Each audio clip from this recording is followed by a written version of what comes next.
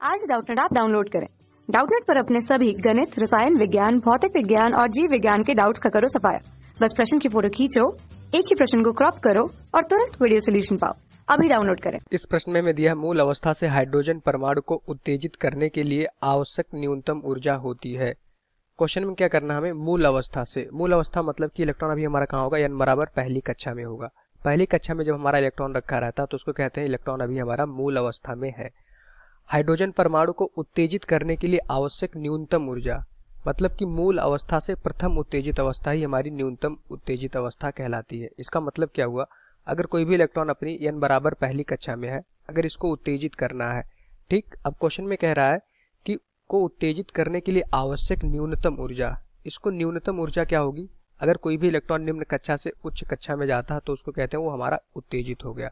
अब इतनी ऊर्जा अगर दे दे इलेक्ट्रॉन को, n बराबर मूल ऊर्जा से n बराबर 1 से उत्तेजित हो जाए तो न्यूनतम कितनी ऊर्जा देंगे, उत्तेजित हो जाए, दूसरी कक्षा तक पहुंच जाए।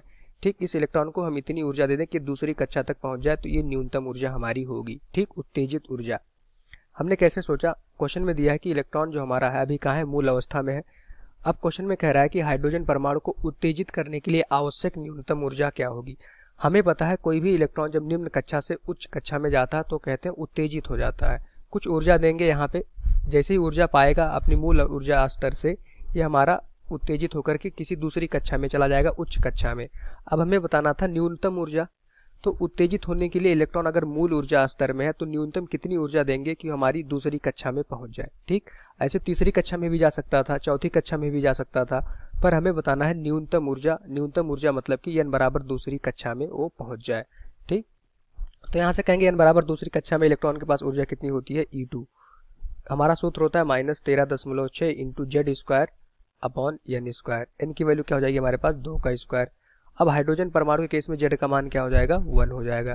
ठीक, तो E2 बराबर हो जाएगा हमारे पास -13.6 इंटू 1 डिवाइडेड बाई 4। इसका पूरा मान आ जाएगा -3.4 इलेक्ट्रॉन वोल्ट। ये हमारा जब इलेक्ट्रॉन दूसरी कक्षा में पहुंच जाएगा उस समय उसकी ऊर्जा हो जाएगी। अगर मूल ऊर्जा स्तर की बात करें, जब इलेक्ट्रॉन हमारा पहली कक्षा में होगा E1, उसका मान क्या हो जाएगा हमारे पास -13.6 इंटू जेड का मान हो जाएगा 1 अपॉन n स्क्वायर। n क्या हो जाएगा हमारे पास, मूल ऊर्जा स्तर में 1 का स्क्वायर।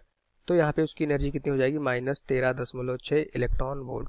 तो जब यहाँ पे हमारे पास इलेक्ट्रॉन होगा अपनी मूल ऊर्जा स्तर में तो इसके पास ऊर्जा कितनी है, -13.6 इलेक्ट्रॉन वोल्ट।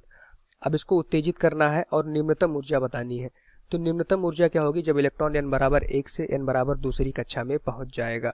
ठीक, इस समय उसके पास ऊर्जा कितनी है, E2 का मान क्वेश्चन में है यहाँ पे -3.4 इलेक्ट्रॉन वोल्ट। और इसको क्या बोला जाता है, जब इलेक्ट्रॉन हमारा इस मूल ऊर्जा स्तर से n बराबर दूसरी ऊर्जा स्तर में पहुंच जाएगा तो इसको बोला जाता है प्रथम उत्तेजन विभव।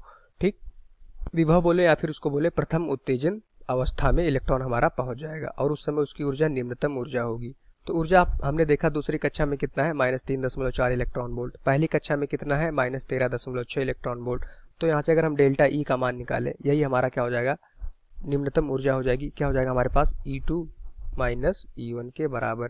तो इसको पूरा सॉल्व करेंगे। E2 का मान हमने देखा कितना आया, -3.4 माइनस E1 का मान हमने क्या निकाला है, 13.6 इलेक्ट्रॉन वोल्ट।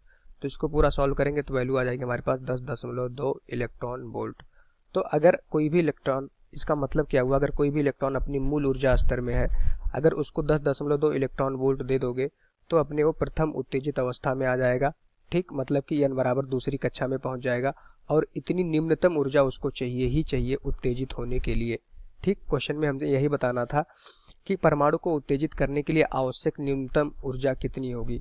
तो अगर कोई भी इलेक्ट्रॉन हाइड्रोजन परमाणु का अगर मूल ऊर्जा स्तर में है तो न्यूनतम उसको 10.2 इलेक्ट्रॉन वोल्ट की ऊर्जा चाहिए उत्तेजित होने के लिए। उत्तेजित होकर वो कहाँ जाएगा, अपनी n बराबर दूसरी कक्षा में जाएगा। ठीक, अगर n बराबर तीसरी कक्षा में जाता तब भी उत्तेजित होकर हमारे पास इलेक्ट्रॉन जाता, लेकिन हमें न्यूनतम पूछा गया था। न्यूनतम उत्तेजित मतलब कि n बराबर 1 से n बराबर 2 पे गया होगा। ठीक, तो उस केस में उसको कितनी ऊर्जा चाहिए, 10.2 इलेक्ट्रॉन वोल्ट।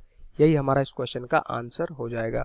ठीक, तो अगर ऑप्शन की बात करें तो ऑप्शन डी इस क्वेश्चन का राइट आंसर हो जाएगा, 10.2 इलेक्ट्रॉन वोल्ट।